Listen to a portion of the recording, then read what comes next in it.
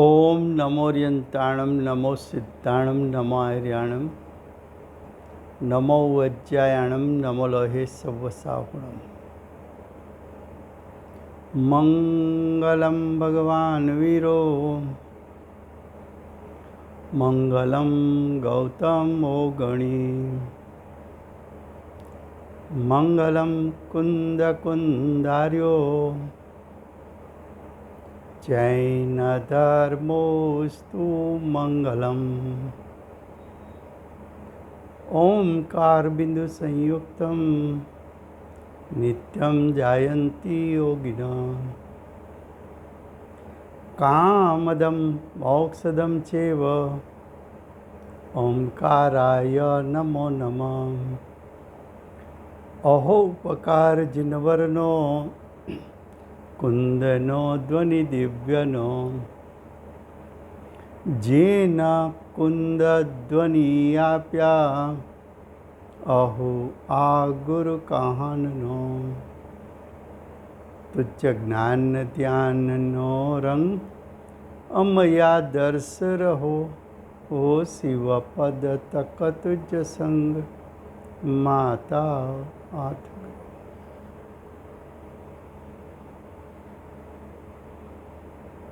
आ अष्टपाहुड़ नामनु अध्यात्मशास्त्र है। आचार्य भगवंते त्रीजू पाहुड़ चारित्र पाहुड़नी रचना करी है। चारित्र पाहुड़ में आचार्य भगवान मांगलिक करीने प्रतिज्ञा में कहे छे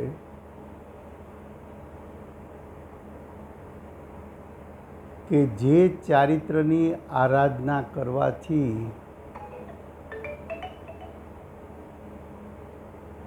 मोक्षनी प्राप्ति थाय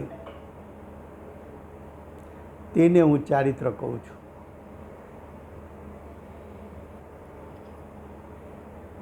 आवुं चारित्र बे प्रकारनुं छे।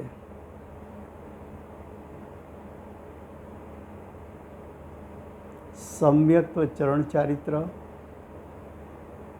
अने संयम चरण चारित्र। संयम चरण चारित्र बे प्रकारनुं छे। श्रावकनुं चारित्र अने मुनिनुं चारित्र। एमां श्रावकना चारित्रनो विषय चाले छे।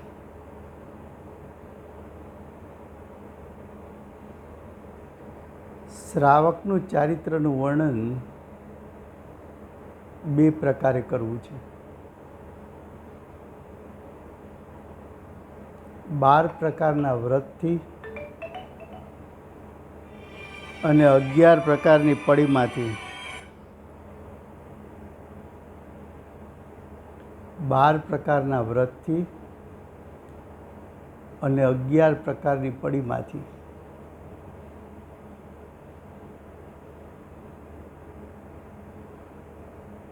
एमां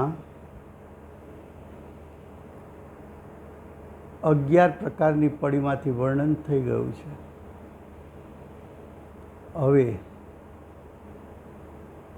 12 प्रकारनी व्रत गाथा छे 24।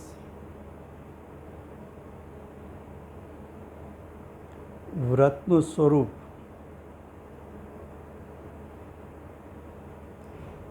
निश्चयपूर्वक व्यवहारथी वर्णन कराय छे। निश्चयथी व्रत एक होय, निश्चयथी व्रत एक होय, व्यवहारथी एना 12 प्रकार पड़े।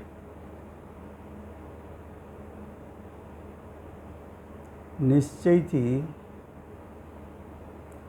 एक ज व्रतनी पर्यायने 12 दृष्टिथी जोई शकाय छे। व्रत केवुं कोने તો કે નિશ્ચય વ્રત એટલે આત્માના જ્ઞાયક સ્વભાવને વીંટળાઈને રહેવું.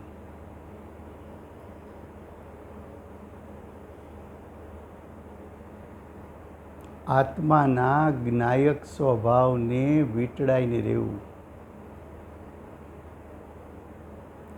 દ્રષ્ટિ અને જ્ઞાન ઉપયોગ. દ્રષ્ટિ અને જ્ઞાન ઉપયોગ જ્ઞાયકને લપેટીને રાખે. દ્રષ્ટિ અને જ્ઞાન ઉપયોગ જ્ઞાયકને વીંટળાઈને રહે. એમાં જેટલી સ્થિરતા દ્રષ્ટિ અને સદુપયોગની થાય એટલું ચારિત્ર દશામાં વ્રત નામ પામે. હવે ગાથા 24 એનો અર્થ ચાલ્યો છે. હવે એનો ભાવાર્થ. 24 ગાથાનો વિષય છે 5 અણુ વ્રત.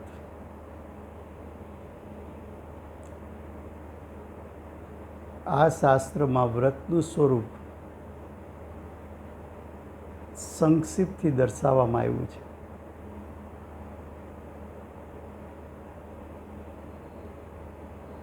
ચોવીસ ગાથા એનો ભાવાર્થ. અહીં એટલે આ ગાથામાં ચાલતા વિષયમાં સ્થૂળ કહેવાનો એવો અર્થ જાણવો કે અણુવ્રત છે એનો અર્થ શું કર્યો તો આંશિક વ્રત.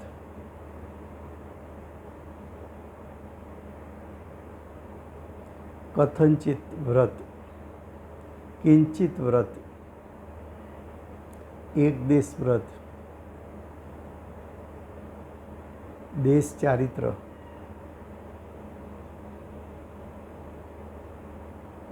હવે કિંચિત વ્રત ધારણ કરવા એટલે શું? તો કે જેમાં દેખીતી રીતે વ્રતનો ભંગ થઈ રહ્યો છે એવું સ્થૂળપણે જોવા મળે.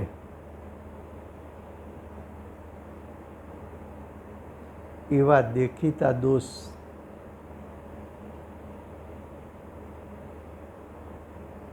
શ્રાવકને હોઈ શકે નહીં.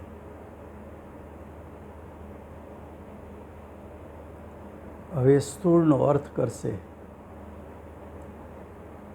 તો કે સ્થૂળ પાપ કયા કહેવાય? જેમાં પોતાનું મરણ થાય, દેખીતી રીતે જ આત્મઘાત કરે, ઝેર પી જાય, દોરડું બાંધીને લટકાઈ જાય,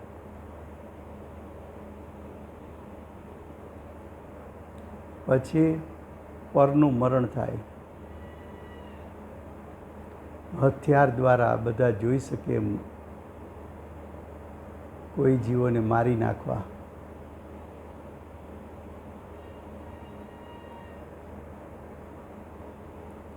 પોતાનું ઘર બગડે, ઘરમાં તોફાન કરી, દારૂ આદિ પી તોફાન કરી ઘરના સભ્યોને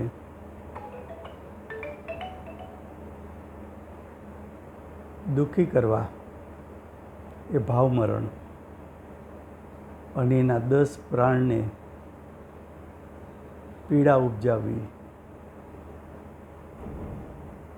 એ દ્રવ્ય મરણ. પરનું ઘર બગડે, બીજાના ઘરમાં જઈને તોફાન કરીને આવે અથવા બીજાના ઘરમાં તોફાન થાય એવું સ્પષ્ટ વલણ ઉપજાવે, રાજાને દંડ યોગ્ય થાય, દેખીતું પાપ કર્યું હોય અને એ પાપ સાબિત થઈ શકે એવું હોય તો રાજા દંડ કરે. વર્તમાનમાં રાજા નથી, પણ કોર્ટમાં ન્યાય મેળવવા જતાં દેખીતું પાપ જોઈને સજા ભોગવવાનું કહેવામાં આવે.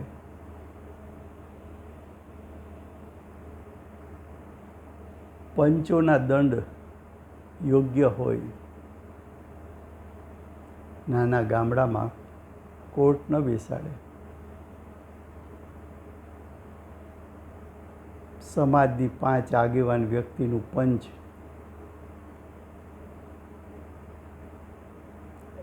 અને જેમણે પાપ કર્યું છે એ સંબંધીની રજૂઆત પંચ પાસે આવે અને એ પંચમાં દેખીતી રીતે પાપ કર્યાનું સાબિત થાય, સિદ્ધ થાય,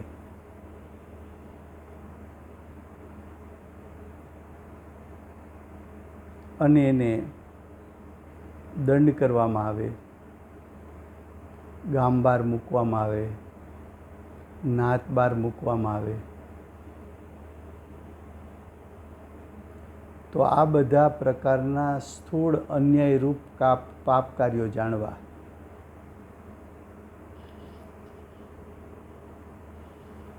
આ પ્રમાણે સ્થૂળ પાપો રાજાદીના ભયથી ન કરે,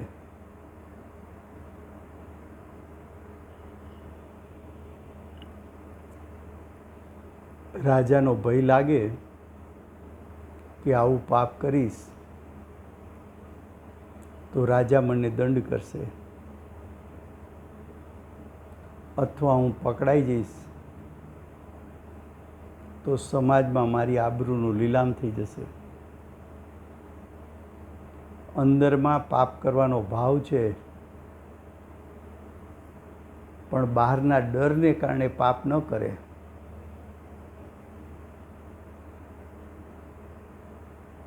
તો કે તો એ વ્રત કહેવાય નહીં.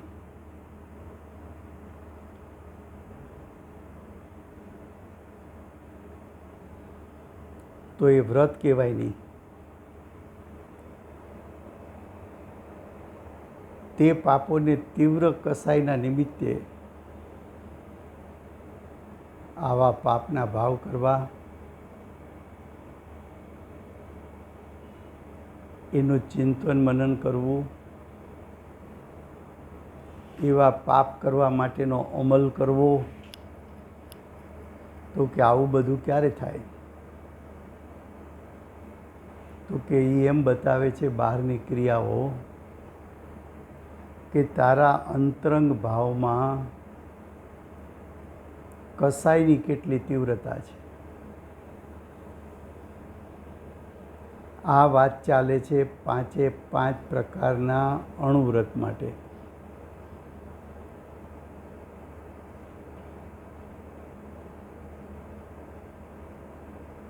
હિંસા કરવાનો ભાવ સ્થૂળ, સજાને પાત્ર હોય, દેખીતી રીતે પોતાનું મરણ કરે કે બીજાનું મરણ કરાવે કે બીજાનું મરણ કરે,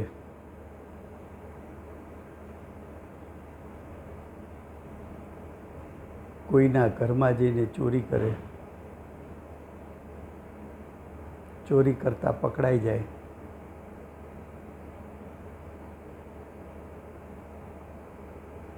અસત્ય કથન કરે,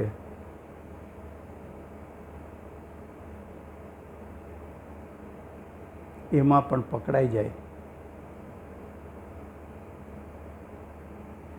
પર સ્ત્રી ગમનમાં પણ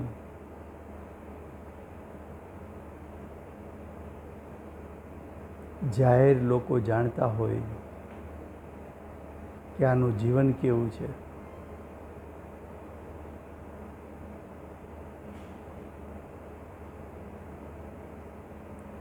પાપ કરીને પરિગ્રહ ભેગો કરે,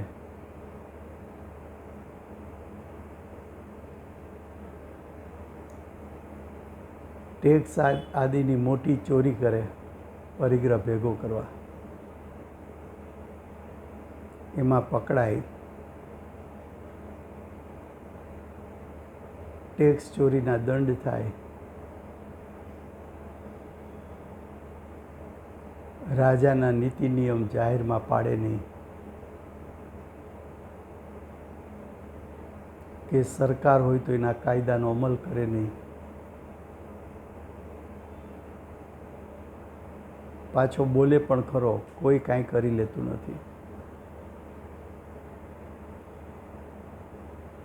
કાંઈ એવું બને તો પૈસાથી પતાવી લેવાનું,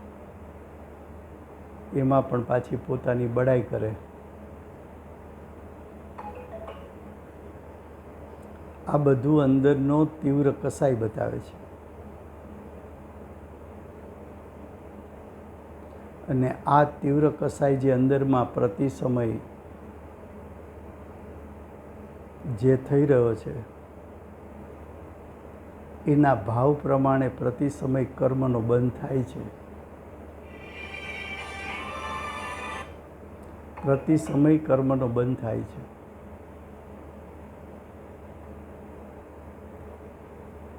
એ પ્રતિ સમય કર્મનો બંધ જાણી સ્વયમેવ આવા ભાવોનો ત્યાગ કરવો, તે ખરેખર વ્રત છે. વ્રતમાં બતાવવું છે શું? કે અશુભ ભાવનો ત્યાગ, તીવ્ર અશુભ ભાવનો ત્યાગ,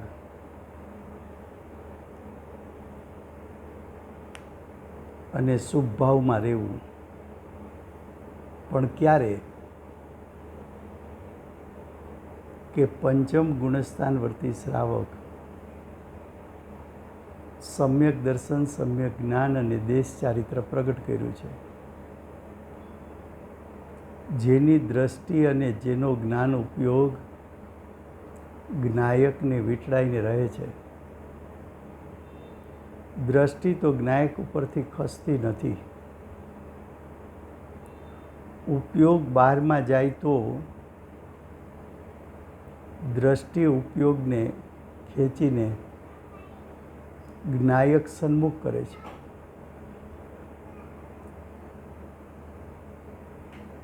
એવો જીવ, પંચમ ગુણસ્થાનવર્તી જીવ, નિર્વિકલ દશા છૂટતા સવિકલ દશામાં આવતા 5 પ્રકારના તીવ્ર પાપોને ત્યાગીને ભૂમિકા અનુસારના શુભ ભાવમાં ઊભા રહીને શુભ ભાવને અનુરૂપ શરીરની ક્રિયાઓ અને બાહ્ય ત્યાગ કરીને જે જીવ વર્તે છે, એવા શ્રાવકના નિશ્ચય વ્રતપૂર્વક વ્યવહાર વ્રત યથાર્થ છે. શું કહ્યું? ફરીવાર.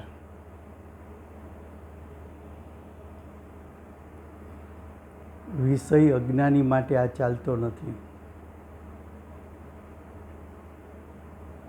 એનો અર્થ એવો નથી કે અજ્ઞાનીએ આવા પાપો કરવા.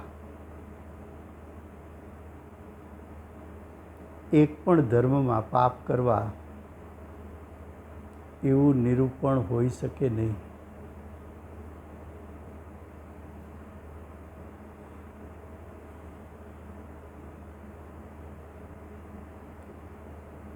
જ્ઞાનીને દશામાં વ્રત કેવા હોય, અજ્ઞાનીના વ્રતનો વિષય નથી ચાલતો. અજ્ઞાનીને તો યથાર્થ સ્વરૂપે વ્રત છે જ નહીં.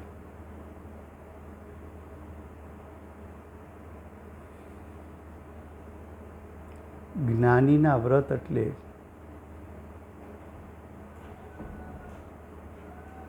જે જ્ઞાનીએ દ્રષ્ટિ અને ઉપયોગ દ્વારા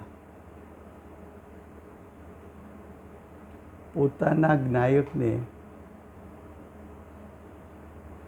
લપેટી લીધો છે, જેમની દ્રષ્ટિ જ્ઞાયક સ્વભાવ ઉપરથી ખસતી નથી, જેમની દ્રષ્ટિ વારંવાર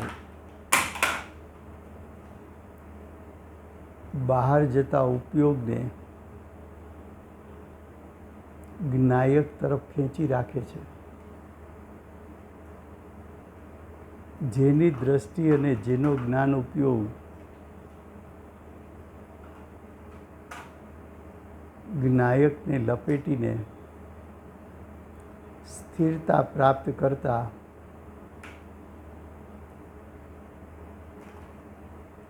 જેમને ચારિત્ર દશામાં અનંતાનુબંધી કસાય અને અપ્રત્યાખ્યાન કસાયનો ત્યાગ કરીને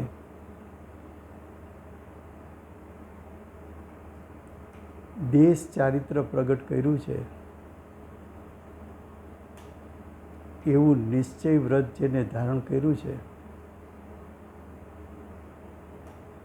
એવો જીવ નિર્વિકલ્પ દશા છૂટતા સવિકલ્પ દશામાં આવતા 5 પ્રકારના સ્થૂળ પાપો એને ત્યાગીને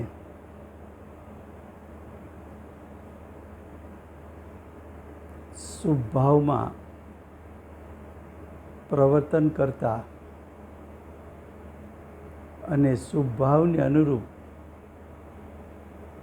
સહજ બાહ્ય શરીરની ક્રિયા અને સહજ બાહ્ય કિંચિત ત્યાગ જેમને વર્તે છે, એવા શ્રાવક પંચમ ગુણસ્થાનવર્તી શ્રાવક છે, જેમને નિશ્ચયપૂર્વકનો વ્યવહાર વર્તે છે, જેની દશામાં એવા સ્થૂળ પાપ નથી.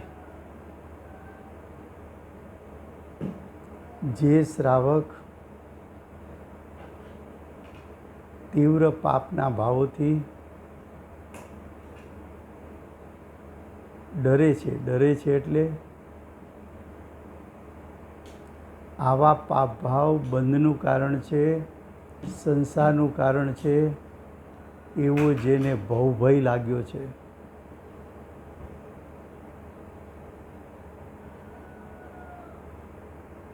રાજા દંડ કરશે કે કોર્ટો મને દંડ કરશે, એવા ભયથી જેને ત્યાગ વર્તતો નથી, પણ એવા પરિણામ તીવ્ર પાપરૂપના પરિણામ હું મારી દશામાં કરું અને કર્મથી બંધાવ તો એનું ફળ મને શું મળે?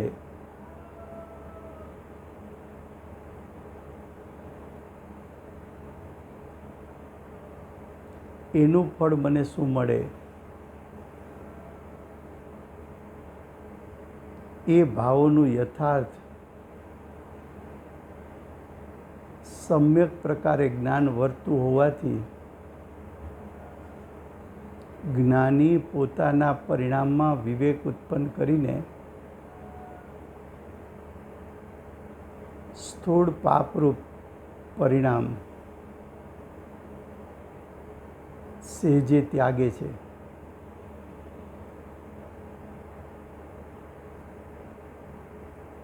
એને અણુવ્રત કહેવામાં આવે છે.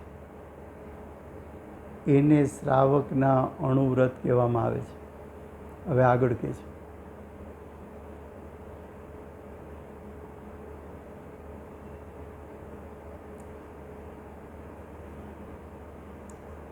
તો કહે છે કે આવા ભાવરૂપ ત્યાગ તે વ્રત છે. પછી કહે છે કે તેના 11 સ્થાનક કયા?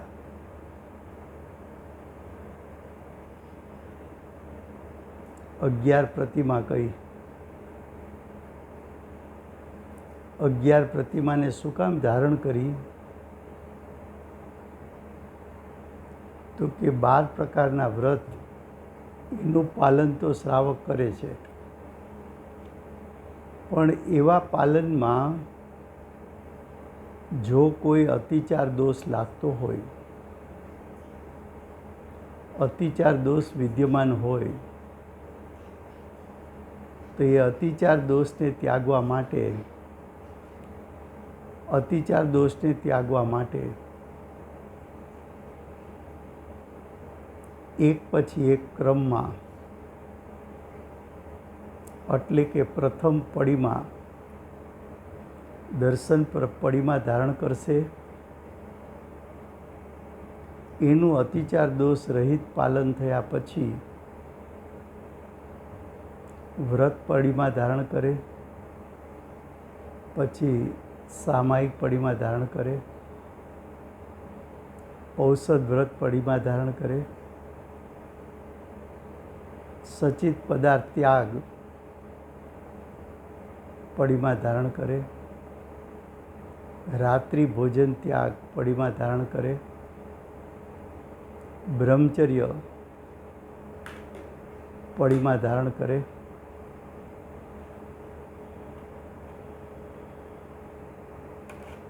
પરિગ્રહ ત્યાગ પડીમાં ધારણ કરે, આરંભ ત્યાગ પડીમાં ધારણ કરે, અનુમતિ ત્યાગ પડીમાં ધારણ કરે, અને છેલ્લે ઉદ્દિષ્ટ પડીમાં ધારણ કરે. આ 11 પડીમાં ધારણ કરે ત્યારે શ્રાવક મુનિપણું ધારણ કરવાની યોગ્યતા એને ગ્રહણ કરી લીધી છે. તો કે છે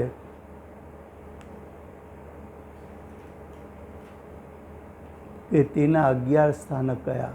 હવે આગળ કહે છે, તેમાં ઉપર ઉપર ત્યાગ વધતો જાય, જેમ પડીમામાં આગળ વધતો જાય એમ ત્યાગ વધતો જાય, પાપની પ્રવૃત્તિ ઘટતી જાય, શુભ ભાવની પ્રવૃત્તિ વધતી જાય, અને આત્માની શુદ્ધિની વૃદ્ધિ વધતી જાય. જેમ જેમ પડીમામાં આગળ વધે એમ શુદ્ધિની વૃદ્ધિ થઈ, શુભ પરિણામ વધતા ગયા, અશુભનો ત્યાગ વધતો ગયો. ત્રણેય કાર્યો એક સાથે થાય છે. હવે કહે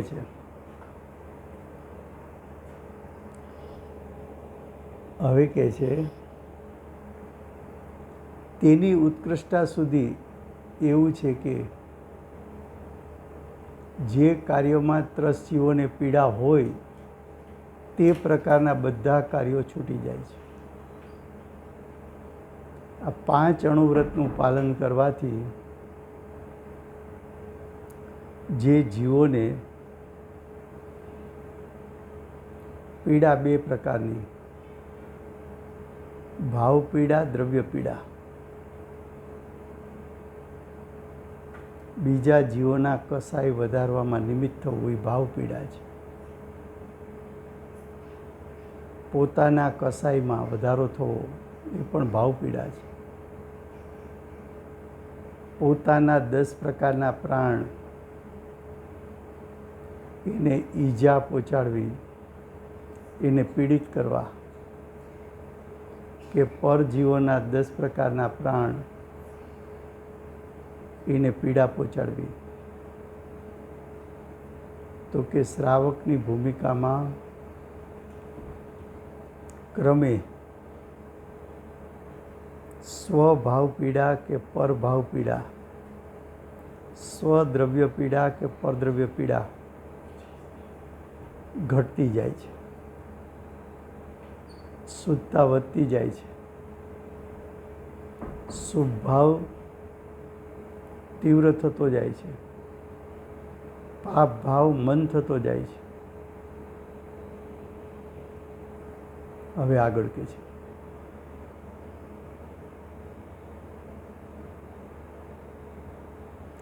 તેથી સામાન્યતા એવું નામ કહ્યું છે કે ત્રસ હિંસાનો ત્યાગી દેશવ્રતી હોય છે. પંચમ ગુણસ્થાન છે એને શ્રાવકપણું, શ્રાવિકાપણું કયો, અણુવ્રતી કયો કે દેશવ્રતી કયો કે દેશ ચારિત્રવાન કયો, એ બધી વાત એક જ છે. તેનું વિશેષ કથન અન્ય ગ્રંથોથી જાણવું. અહીંયા 5 અણુવ્રતનું સ્વરૂપ ટૂંકામાં આપ્યું. અન્ય શાસ્ત્રમાં વાંચવું હોય તો અમૃતચંદ્રાચાર્ય દેવ વિરચિત પુરુષાસિદ્ધિ ઉપાય અને રત્નકર્ણ શ્રાવકાચાર ત્યાંથી વાંચવું. અણુવ્રત પછી 3 પ્રકારના ગુણવ્રત. ગુણવ્રતનો સામાન્ય અર્થ છે કે અણુવ્રત જે પ્રગટ થયા એનો વિકાસ કરવો એ ગુણવ્રત છે. અણુવ્રતમાં પ્રગટેલી શુદ્ધતા, એ શુદ્ધતાનો વિકાસ કરવો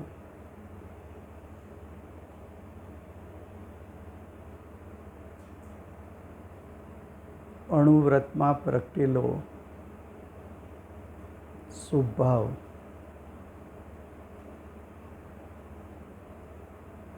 એ શુદ્ધતા વધતા શુભભાવ પણ તીવ્ર થાય છે, કારણ કે કસાયોનું ઘટવાપણું છે.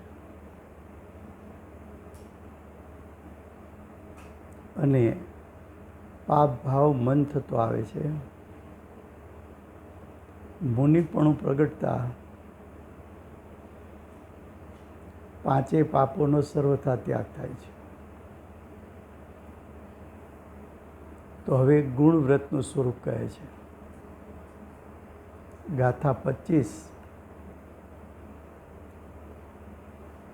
દિશ વિદિશ ગતિ પરિમાણ હોય, અનર્થ દંડ પરિત્યજે, ભોગાઉપભોગ તણું કરે, પરિમાણ ગુણવ્રત ત્રણ્ય છે. એનો અર્થ દિશા વિદિશામાં ગમનનું પરિમાણ. પરિમાણ એટલે મર્યાદા બાંધવી,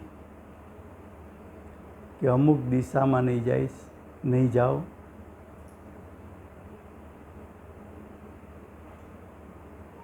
અમુક પેટા દિશાઓમાં નહીં જાઓ, એ દિશાઓમાં કેમ નહીં જાઓ? તો પૂર્વે જે ભાવો કર્યા છે અને એવા ભાવો જે ક્ષેત્રમાં કર્યા છે એ ક્ષેત્રમાં જતાં ફરી એ ભાવો યાદ આવતા એનું ચિંતન મનન થતાં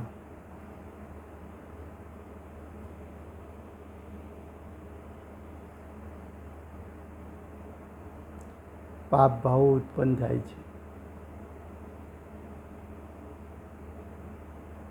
અથવા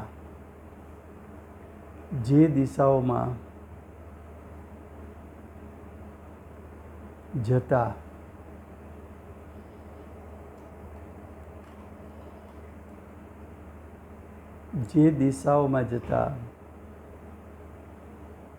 ત્યાં રુચિકર વિષયો હોય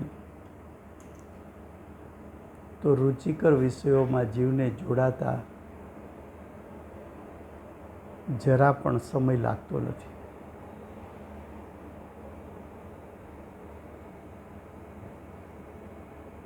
તો કહે છે કે પંચમ ગુણસ્થાનવર્તી શ્રાવક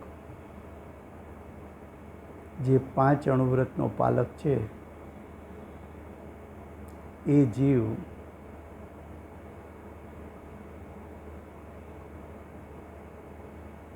અમુક દિશામાં કે પેટા દિશાઓમાં જવા માટે મર્યાદા બાંધે છે કે આ દિશાઓમાં હું નહીં જાઉં. તે પ્રથમ ગુણવ્રત છે. પછી કે છે અનર્થ દંડનો ત્યાગ, જય પરાજય એના માટે કોઈ લડાઈ કરવી, સ્વીકાર કરવો, જે બધા તીવ્ર પાપના કારણો છે એને અનર્થ દંડ કહ્યો છે. તો પંચમ ગુણસ્થાનવતી શ્રાવક હોય એ પૂર્વે રાજા મહારાજા હોય, જય વિજય માટે લડાઈ આદિ કરતો હોય કે શિકાર કરવા જતો હોય, જ્યારે પોતે જ્ઞાની થયો, પુરુષાર્થ કરીને શ્રાવક થયા, અણુવ્રતો ધારણ કર્યા, કસાયનું ફળ કર્મ બંધન છે અને કર્મ બંધનનું ફળ સંસાર છે એવું જેને સમ્યક પ્રકારે જ્ઞાન વર્તે છે એવા શ્રાવક 5 અણુવ્રતનો વિકાસ કરવા અર્થે જય પરાજય માટે લડાઈઓ કરવી કે શિકાર આદિ કરવા, એવા તીવ્ર પાપ, એવા સ્થૂળ પાપ, એવા દેખીતા પાપ એનો ત્યાગ કરે છે. હવે કે છે ભોગ ઉપભોગનું પરિમાણ. ભોગ એટલે જેને એક વખત ભોગવી શકાય, ઉપભોગ એટલે જેને વારંવાર ભોગવી શકાય.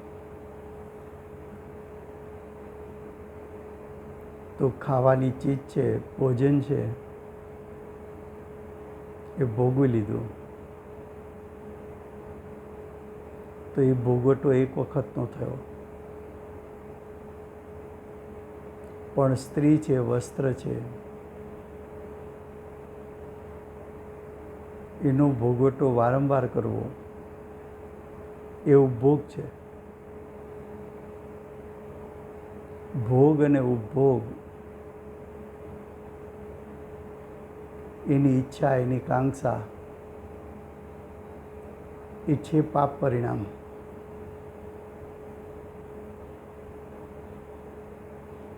તો જે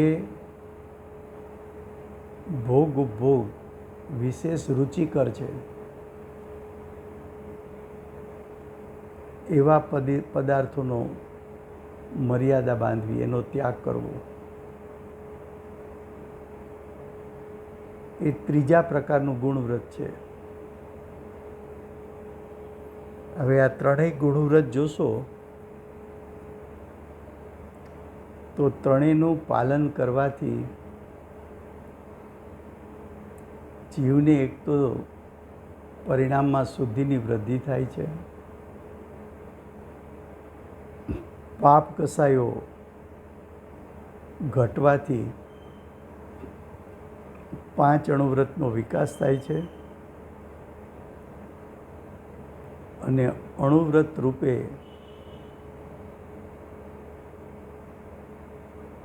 જે શુભ પરિણામ છે એની વૃદ્ધિ થાય છે.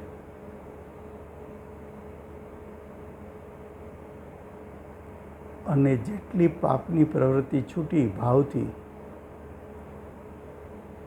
તો એને અનુરૂપ શરીરની ક્રિયાઓ પણ છૂટી ગઈ છે અને એને અનુરૂપ બાહ્ય ત્યાગ પણ વર્તે છે.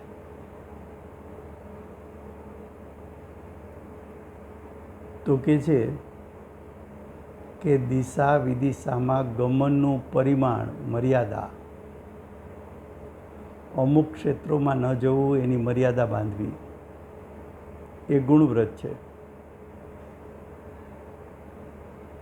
એમાં પહેલું ગુણવ્રત દિગ્વ્રત બતાવ્યું, બીજું ગુણવ્રત અનર્થ દંડ વ્રત બતાવ્યું અને ત્રીજું ભોગ ઉપભોગ પરિમાણ વ્રત બતાવ્યું. આ ત્રણેય વ્રત જીવના એટલે કે શ્રાવકના પરિણામમાં શુદ્ધિની વૃદ્ધિ કરે છે, કસાયોને ઘટાડે છે, પાપ કસાયો સ્થૂળ પાપ કસાયોનો ત્યાગ વર્તે છે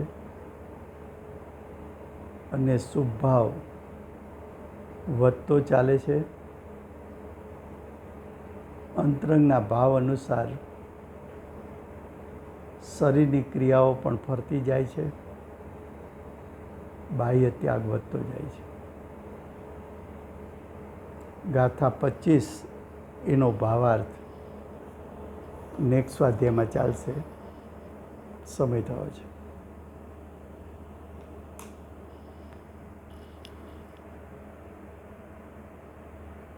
સાદી અનંતકાળ જ્ઞાયકને લપેટીને રહેનાર શ્રી સિમંદર ભગવાનનો જય હો.